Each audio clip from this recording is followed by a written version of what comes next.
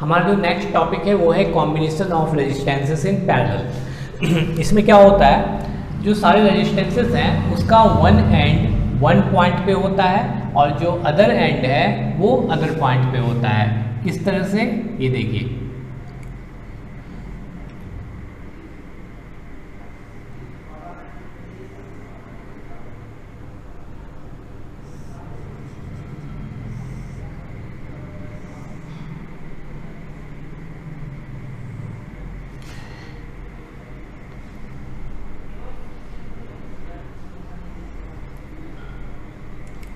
ये रेजिस्टेंस यदि R1 हमने माना, इस रेजिस्टेंस को हमने R2 माना, इस रेजिस्टेंस को R3 माना, तो R1, R2 और R3 इन तीनों रेजिस्टेंसेस का जो एंड है वो सारे एक पॉइंट पे इधर मिल रहे हैं, और जो इनका अदर एंड है, ये एंड, ये एंड और ये एंड, ये सभी अदर पॉइंट पे मिल रहे हैं। तो इस तरह के कॉम्बिनेशन को हम बोलते हैं पैरेलल कॉम्बिनेशन। तो ये फिर फाइनली हमने इसको बैटरी से कनेक्ट किया,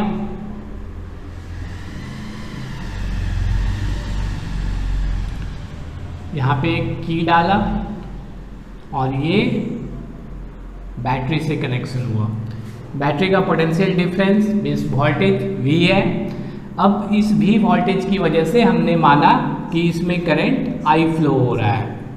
अब यहाँ पे क्या होता है कि जो करंट है वो जो फ्लो होता है वो इस पॉइंट पर आकर तीन अलग अलग ब्रांचेज में डिवाइड हो जाता है। पीछे हमने देखा था सीरीज में कि जो रास्ता था वो सिर्फ एक था, तो जो भी करंट फ्लो हो रहा था वो सिर्फ एक ही रास्ते से निकल पा रहा था। लेकिन जैसे कि आप मान लीजिए यहाँ से पानी फ्लो हो रहा है, ये पानी यहाँ से होते हुए यहाँ पे आया, यहाँ पे आया। अब ये पानी क्या हुआ, कुछ इधर भी जाएगा, कुछ इधर भी जाएगा और कुछ इधर भी जाएगा।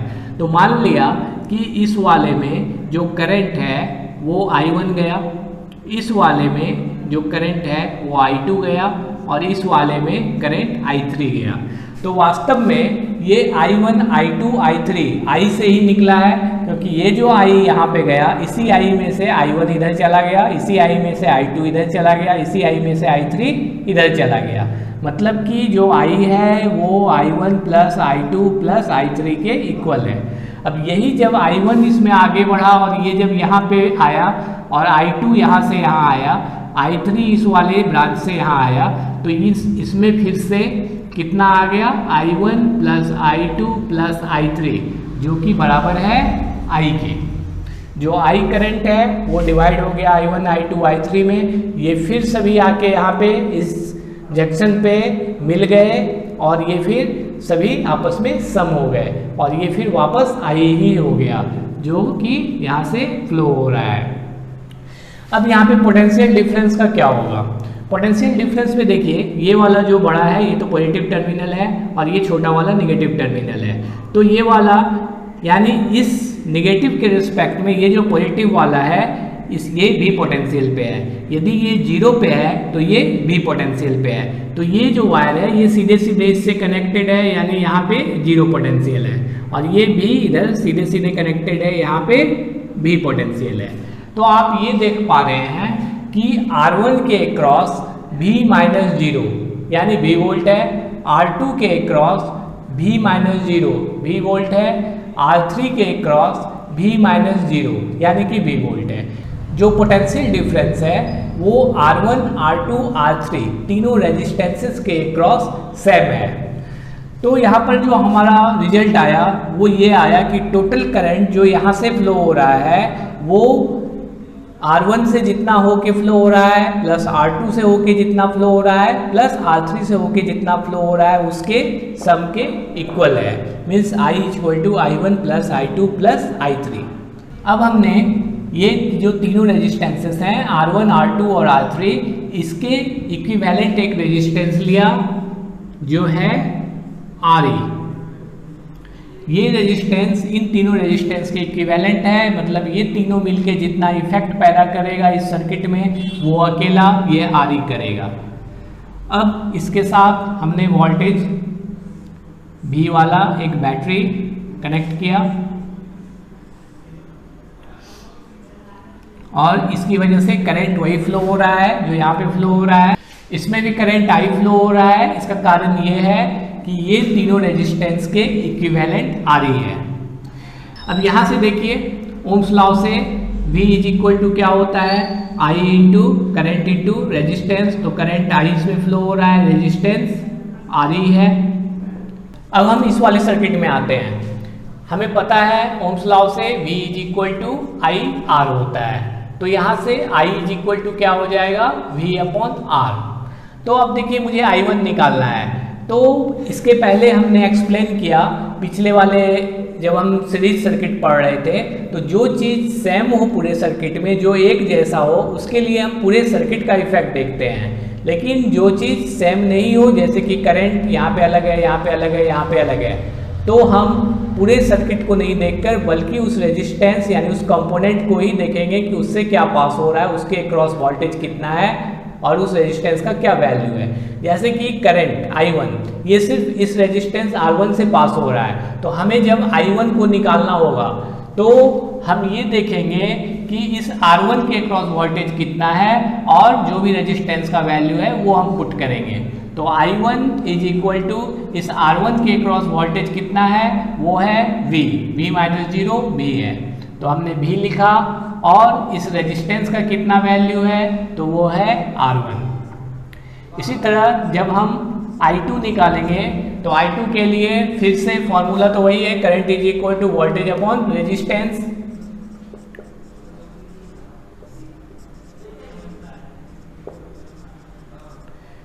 फिर से I2 सिर्फ इसी रेजिस्टेंस से पास हो रहा है, तो हम इसी रेजिस्टेंस के क्रॉस वोल्टेज देखेंगे और इसी रेजिस्टेंस का वैल्यू भी लेंगे। तो इस रेजिस्टेंस के क्रॉस जो वोल्टेज है वो है V माइनस 0, मतलब कि V वोल्ट, और इसका जो रेजिस्टेंस है वो है R2। फिर I3 के लिए भी वही चीज करेंगे, वोल्टेज अपॉन रेजिस्टेंस। फिर I3 सिर्फ इसी रेजिस्टेंस से पास हो रहा है, तो इसी रेजिस्टेंस के अक्रॉस वोल्टेज देखेंगे और इसी रेजिस्टेंस का वैल्यू भी लेंगे। तो ये यहाँ पे हो जाएगा V अपॉन R3। अब इस वाले सर्किट में देखिए V equal to I into R हो रहा है। इस वाले सर्किट में हमने V equal to I into R इसलिए लिखा कि यहाँ पे देखिए हमें वोल्टेज निकालना था और यहाँ पे एक ही रेजिस्टेंस था, तो यहाँ पर तो कुछ सोचना ही नहीं है, सिर्फ ये formula V equal to I R लग गया, क्योंकि एक ही वोल्टेज है, एक ही करंट है और एक ही रेजिस्टेंस है। तो यहाँ से I इक्वल टू क्या आ जाएगा, V अपॉन R। अब उसको हम यहाँ पे पुट करते हैं इस I की जगह पे, तो ये हो जाएगा V अपॉन R। I1 का वैल्यू जो है V अपॉन R1, I2 का वैल्यू जो है V अपॉन R2, I3 का वैल्यू जो है V अपॉन R3। अब यहाँ से V को कॉमन ले लेते हैं, तो ये हो जाएगा 1/R1 plus 1/R2 plus 1/R3। तो यहाँ से V और V कैंसिल हो जाएगा, तो आ जाएगा 1/R equivalent is equal to 1/R1 plus 1/R2 plus 1/R3। तो यहाँ से जो आ रहा है वो आ रहा है इंडिविजुअल रेजिस्टेंसेस के रेसिप्रोकल के सम के इक्वल। हमने इंडिविजुअल रेजिस्टेंस लिया, उसका रेसिप्रोकल लिया, इनका भी रेसिप्रोकल, इसका भी रेसिप्रोकल, फिर इनको आपस में सम कर दिया। अब आपको फाइनली इसको सॉल्व करके इधर भी आप पलट दोगे ताकि RE आ जाए और जो भी वैल्यू इधर होगा उसको भी हम पलट दें। इस सर्किट में, पैरेलल सर्किट में हमने क्या क्या देखा, पैरेलल सर्किट में हमने देखा कि जो रेजिस्टेंसेस हैं उसके क्रॉस जो वोल्टेज है वो तीनों में सेम है। इसके क्रॉस भी V वोल्ट, इसके क्रॉस भी V वोल्ट, इसके क्रॉस भी V वोल्ट, लेकिन जो करंट है वो डिवाइड हो रहा है। हमने सीरीज सर्किट में क्या देखा था, वहां पर करंट पूरे सर्किट में सेम था, लेकिन जो पोटेंशियल डिफरेंस था वो रेजिस्टेंसेस के क्रॉस अलग अलग थे। यहाँ पर क्या है, जो पोटेंशियल डिफरेंस है वो रेजिस्टेंसेस के क्रॉस सेम है, हर एक रेजिस्टेंस के क्रॉस V वोल्ट है, लेकिन जो करंट है वो डिवाइड हो रहा है। वो R1 से I1 जैसे फ्लो हो रहा है, R2 से I2 फ्लो हो रहा है, R3 से I3 फ्लो हो रहा है। ये करंट सेम भी फ्लो हो सकते हैं यदि इन रेजिस्टेंसेस के वैल्यू सेम होगा। अब यहाँ से देखिए ये जो रेजिस्टेंसेस हैं इससे जो करंट पास होगा इसमें सबसे ज़्यादा करंट उससे पास होगा जहाँ पर रेजिस्टेंस की वैल्यू सबसे कम होगी, क्योंकि आपको पता है रेजिस्टेंस क्या है, जो ऑब्स्ट्रक्ट करता है करंट के फ्लो को। तो जो सबसे छोटा रेजिस्टेंस है मतलब वो सबसे कम ऑब्स्ट्रक्ट करेगा, वो सबसे कम बाधा डालेगा, तो वहाँ से होके सबसे ज़्यादा करंट फ्लो होगा। जैसे फॉर एग्जांपल यदि R1 ले लें हम 4 ओम है, ये 6 ओम है और ये 8 ओम है, तो सबसे ज़्यादा करंट इस 4 ओम से होके फ्लो होगा, क्योंकि यहाँ पे रेजिस्टेंस सबसे कम है। तो I1 का वैल्यू I2 और I3 से ज़्यादा होगा। फिर उसके बाद 6 ओम से उसके बाद फ्लो होगा ज़्यादा और सबसे कम फ्लो होगा 8 ओम से, मतलब कि I1 का वैल्यू सबसे ज़्यादा होगा, उसके बाद I2 का वैल्यू होगा, फिर I3 का वैल्यू होगा। यदि हम करंट के मैग्नीट्यूड को दिखाएं तो I1 is greater than I2 is greater than I3। अब पहले ये क्वेश्चन समझते हैं, फिर हम इन पॉइंट्स पे आएंगे। देखिए यहाँ पे आपको निकालना है इक्विवेलेंट रेजिस्टेंस, जिसमें दिया हुआ है आपको 6 ओम है, 2 ओम है, 3 ओम है। तो पहले तो हम यहाँ पहचानेंगे कि ये रेजिस्टेंसेस आपस में सीरीज में है या पैरेलल में है। तो हम देख रहे हैं कि सभी का वन एंड एक पॉइंट पे मिल रहा है और जो अदर एंड है वो भी एक पॉइंट पे मिल रहे हैं। इसका मतलब ये आपस में पैरेलल में कनेक्टेड है। सीरीज में होता तो एक के बाद दूसरा होता, दूसरे के बाद तीसरा होता, पर यहाँ वैसा नहीं है। तो ये तो हमें पता चल गया ये पैरेलल में है। तो पैरेलल में अभी हमने देखा कि जो इक्विवेलेंट रेजिस्टेंस निकालने का फॉर्मूला है वो है 1/Re, इस equivalent resistance is equal to 1/R1 plus 1/R2 plus 1/R3। तो ये वैल्यूज हम पुट करते हैं। R1 की जगह पे 6 ओम है, R2 की जगह पे 2 ओम है, R3 की जगह पे 3 ओम है। एलसीएम लेते हैं 6, 2 और 3, इसका एलसीएम 6 हो गया, तो ये 1 हो गया, 2 3 जा 6, 3 2 जा 6, तो ये देखिए ये आ गया 6/6 यानी कि 1 ओम। तो आप ये देखिए जो हमारा इक्विवेलेंट रेजिस्टेंस होगा वो कितना होगा, ये 1/1 ओम हो गया, 1/R इक्विवेलेंट। तो R इक्विवेलेंट इधर उल्टा करेंगे तो इधर भी आपको उल्टा करना है, तो R इक्विवेलेंट हो गया, 1/1 को उल्टा कीजिएगा तो फिर 1 ही आ गया। तो यहाँ पर देखिए आपने जो रेजिस्टेंसेस लिया था वो था 6 ओम, 2 ओम और 3 ओम, लेकिन जो इक्विवेलेंट रेजिस्टेंस आपको मिल रहा है वो यहाँ पर जो सबसे छोटा रेजिस्टेंस है यानी कि 2 ओम उससे भी छोटा मिल रहा है। तो यहाँ पर जो हमने पॉइंट ये लिखा हुआ है ये वाला point, the combined resistance is smaller than the smallest resistance. जो कंबाइंड रेजिस्टेंस आया, जो इक्विवेलेंट रेजिस्टेंस आया वो सबसे छोटे रेजिस्टेंस से भी छोटा है। अब हम इसके पॉइंट्स को देखते हैं। ये हमारा फॉर्मूला था पैरेलल कॉम्बिनेशन के लिए, the reciprocal of combined resistance is equal to, जो रेसिप्रोकल होगा कंबाइंड रेजिस्टेंस का वो किसके बराबर होगा, sum of the reciprocals, means reciprocal का आपको सम लेना है ऑफ ऑल द रेजिस्टेंसेस, सारे रेजिस्टेंसेस के का रेसिप्रोकल करके उनका सम लेना है। ये इसके इक्वल होगा जो कंबाइंड रेजिस्टेंस है उसका रेसिप्रोकल।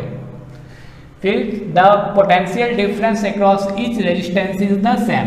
यहाँ पे हर एक रेजिस्टेंस के क्रॉस जो वोल्टेज होता है वो एक जैसा होता है, वो सेम होता है। ये हमने देख लिया पॉइंट कि जो कंबाइंड रेजिस्टेंस है वो छोटे से भी छोटा होता है। नेक्स्ट है the current in the resistance is inversely proportional to its resistance. इसका ये मतलब हुआ करंट जो है वो रेजिस्टेंस का इनवर्सली प्रोपोर्शनल है, यानी कि जो रेजिस्टेंस का वैल्यू सबसे ज़्यादा होगा उससे होके सबसे कम करंट पास होगा। जिस रेजिस्टेंस का वैल्यू सबसे कम होगा उससे होके सबसे ज़्यादा करंट पास होगा। यदि हम इस सर्किट की बात करें तो यहाँ पर सबसे ज़्यादा करंट इस 2 ओम वाले ब्रांच से होके पास होगा, इस वाले ब्रांच से सबसे ज़्यादा करंट पास होगा। अगला जो नंबर होगा वो होगा 3 ओम वाले का, और सबसे कम करंट पास होगा 6 ओम से। ये क्वेश्चन देखते हैं, इसमें आपको इक्विवेलेंट रेजिस्टेंस निकालना है ए और बी के क्रॉस। तो यहाँ पर देखिए सबसे पहले हम ये देखते हैं कि ये जो 30, 20 और 60 है ये आपको किस में दिख रहे हैं। सीरीज में या पैरेलल में। तो हम ये देख रहे हैं कि 30, 20 और 60 इन सभी का वन एंड वन पॉइंट पे है, जो अदर एंड है वो अदर पॉइंट पे है। तो इसका मतलब ये तीनों आपस में पैरेलल में है। तो हम इन तीनों का पहले इक्विवेलेंट निकाल लेते हैं जो कि पैरेलल में है। तो इनका जो इक्विवेलेंट आएगा वो आएगा 1/r equivalent is equal to 1/r1 plus 1/r2 plus 1/r3। अब इनका आप एलसीएम लीजिएगा तो ये 60 आ जाएगा। 32 जा 60, 23 जा 60 और 61 जा 60। तो ये कितना हो जाएगा, ये हो जाएगा 3 + 2 5 + 1 6/60। आपको आर इक्विवेलेंट चाहिए, हम इसको इधर उल्टा कर देते हैं, तो इधर भी उल्टा कर दीजिए। तो 60/6 ये कितना आ गया, 6 × 10 जा 60। तो इन तीनों रेजिस्टेंसेस का इक्विवेलेंट आ गया 10 ओम। अब हम क्या करेंगे, इन तीनों को हम क्या करेंगे, मिटा देंगे और इन तीनों के बदले में हम यहाँ पे लिख देते हैं जितना इक्विवेलेंट आया वो लिख दिया हमने। मीन्स कहने का ये मतलब है कि जो 30 ओम है, 20 ओम है और 60 ओम, ये जो पैरेलल में आपस में कनेक्टेड था, ये वही वर्क करेगा जो अकेला 10 ओम कर रहा है। अब इसको देखिए, ये दोनों रेजिस्टेंसेस को देखते हैं, 10 ओम और 40 ओम। यहाँ पर भी हम देख रहे हैं इन दोनों का जो वन एंड है वन पॉइंट पे है, जो अदर एंड है वो अदर पॉइंट पे है। तो हमें ये पता चल गया कि ये और ये भी आपस में पैरेलल में कनेक्टेड है। तो इसका भी हम इक्विवेलेंट निकालते हैं। तो वो 1/10 प्लस 1/40, एलसीएम 40 हो गया। 10 4 जा 40, 41 जा 40, तो ये आ गया 4 + 1 5/40। हमें तो आर इक्विवेलेंट चाहिए, इधर उल्टा कर दीजिए, तो इधर भी उल्टा कर दीजिए, तो ये आ गया 8 ओम। तो अब इन दोनों के बदले हम कितना लिख देंगे, इन दोनों के बदले लिख देंगे 8 ओम। अब आप देखिए, अब जो 8 ओम है और 10 ओम है, ये हम देख रहे हैं कि 8 ओम खत्म हो रहा है, 10 ओम स्टार्ट हो रहा है, यानी वन आफ्टर अदर है। तो ये आपस में सीरीज में कनेक्टेड है, और सीरीज में जो इक्विवेलेंट रेजिस्टेंस होता है वो आपस में सम हो जाता है, मीन्स R1 + R2 होता है। तो ये 10 + 8 18 ओम इस वाले क्वेश्चन का फाइनल आंसर है। That is resistance across A and B। अब ये क्वेश्चन देखते हैं, यहाँ भी हमें इक्विवेलेंट रेजिस्टेंस निकालना है। तो यहाँ भी हम देखते हैं, यहाँ पर जो 8 ओम है और 12 ओम है, ये आपस में पैरेलल में दिख रहा है, क्योंकि इनका जो वन एंड है वो वन पॉइंट पे मिल रहा है, जो अदर एंड है वो अदर पॉइंट पे मिल रहा है। या फिर आप इसको करंट की सहायता से भी देख सकते हैं। यदि करंट को जाने के लिए सिर्फ एक रास्ता हो तो हम उसको सीरीज बोलते हैं, यदि एक से ज़्यादा रास्ता हो तो हम उसे पैरेलल सर्किट बोलते हैं। तो यहाँ पे जो करंट यहाँ से आएगा, देखिए वो इधर से भी जाएगा और इधर से भी जाएगा, मतलब एक से ज़्यादा रास्ता है, और एक से ज़्यादा रास्ता होने की वजह से ये पैरेलल सर्किट कहलाएगा। नहीं तो आप ये देख सकते हैं इनके एंड्स को, तो ये आपस में पैरेलल में है, तो इनका पहले हम इक्विवेलेंट निकालेंगे। तो इसका इक्विवेलेंट देखते हैं, तो ये हो जाएगा 1/R equivalent is equal to 1/R1 plus 1/R2। 8 और 12 का एलसीएम ले लीजिए, 24, तो ये हो गया 5/24। तो यहाँ से इसको उल्टा करते हैं तो इधर भी उल्टा हो जाएगा, 24/5 ये हो जाएगा 4.8 ओम। अब हम क्या करेंगे, क्योंकि इन दोनों रेजिस्टेंस का ये इक्विवेलेंट है, तो इन दोनों को मिटाते हैं और इस जगह पे इस वैल्यू को डालते हैं 4.8। अब हम यहाँ पे देखते हैं कि 7.2 ओम और 4.8 ओम सीरीज में है, क्योंकि ये वन आफ्टर अदर है, ये खत्म होता है, ये स्टार्ट होता है। तो यहाँ पर जो इक्विवेलेंट होगा वो क्या होगा, सीरीज में सीधे सीधे सम होता है R1 + R2। इनको आपस में ऐड करते हैं, 8 + 2 10, 0, 7 + 4 11 + 1 12। तो नेक्स्ट क्लास में हम डिफरेंट टाइप्स के प्रॉब्लम्स देखेंगे सीरीज और पैरेलल कॉम्बिनेशन पे।